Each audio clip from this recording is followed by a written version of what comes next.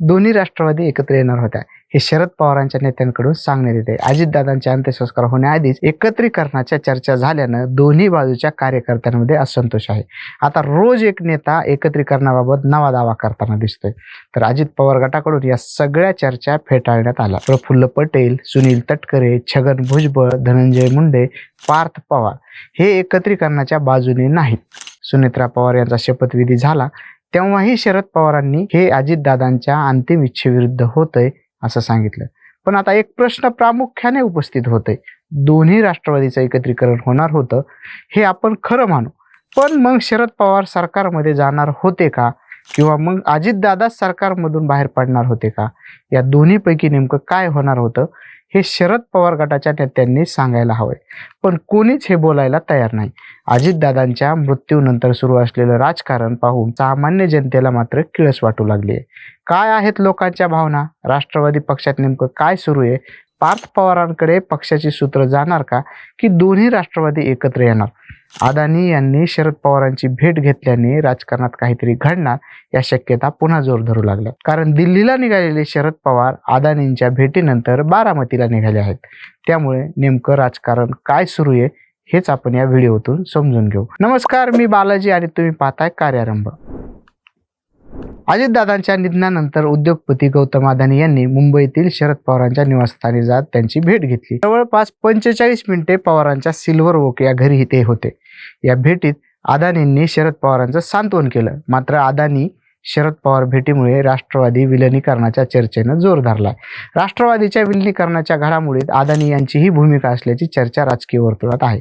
त्यात अदानी यांच्या भेटीनंतर दुसऱ्याच दिवशी शरद पवारांनी दिल्ली दौरा रद्द केला। त्यानंतर ते बारामतीच्या दिशेने रवाना झाले। त्यामुळे राष्ट्रवादी एकत्रीकरणाबाबत मोठी घडामोड घडणार का असा प्रश्न सगळ्यांना पडलाय।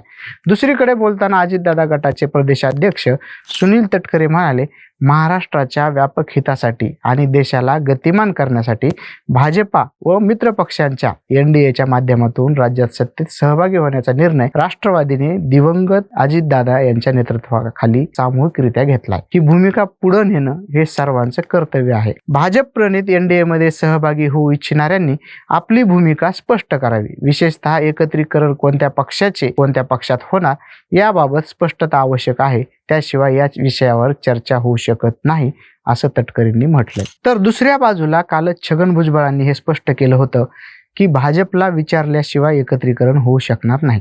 आम्हाला एकत्रीकरणाचा निर्णय भाजपला विचारूनच घ्यावा लागेल। तर मुख्यमंत्री देवेंद्र फडणवीस यांनी देखील हीच भूमिका घेतली। पण आता प्रश्न असे निर्माण झाले आहेत की अजितदादांची एकत्रीकरणाची कितीही इच्छा असली तरी त्यांच्या हयातीत हे शक्य होतं। आता अजितदादा नाहीत, त्यामुळे राष्ट्रवादीचं एकत्रीकरण झालं तर सगळं नेतृत्व शरद पवारांच्या हातात जाईल। सुप्रिया सुळे पक्ष चालवतील, रोहित पवारांची पक्षात लुडबुड वाढेल अशी भीती अजित पवारांच्या नेत्यांना वाटत आहे।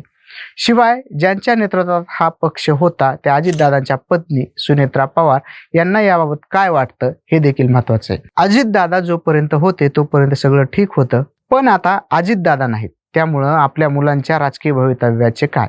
ज्या अजितदादांनी पक्ष वाढून मोठा केला त्यांच्याच मुलाचं भविष्य एकत्रीकरणात सुरक्षित नसेल तर त्या एकत्रीकरणाचा निर्णय का घेतील असा एक मतप्रवाह अजित पवार कुटुंबात आहे। दोन्ही पक्षाचं एकत्रीकरण होऊ नये याबाबत भाजप आग्रही आहे। त्यानुसार आता भाजपकडून शरद पवार यांना चेकमेट करण्याची खेळी खेळली जात आहे। शरद पवारांचा राज्यसभेतील कार्यकाळ पुढच्या काही दिवसात संपणार आहे। सुनेत्रा पवार राज्यात परतल्या आहेत, त्यामुळे या दोन्ही ठिकाणी जागा रिकाम्या आहेत। यापूर्वी सुनेत्रा पवार यांच्या जागी पार्थ पवार यांना घेण्याचं ठरविण्यात आलं होतं, परंतु सुनेत्रा पवार यांचा राज्यसभेचा कार्यकाळ जुलै 2028 पर्यंत आहे। त्याऐवजी पार्थ यांना संपूर्ण 6 वर्षासाठी राज्यसभेवर पाठवण्याची तयारी भाजपकडून करण्यात आली आहे। म्हणजेच शरद पवार यांचीच जागा पार्थ पवार यांना मिळणार असल्याचं दिसतंय। अशा प्रकारे राजकारणात डाव प्रतिडाव टाकणं सुरू आहे। बाकी तुमची मतं आम्हाला कमेंट बॉक्समध्ये नक्की सांगा। कार्यारंभवर नवीन असाल तर सबस्क्राईब करायला विसरू नका। व्हिडिओला लाईक करा, शेअर करा। कार्यारंभ डिजिटल या फेसबुक आणि इंस्टा पेजला फॉलो करा। धन्यवाद।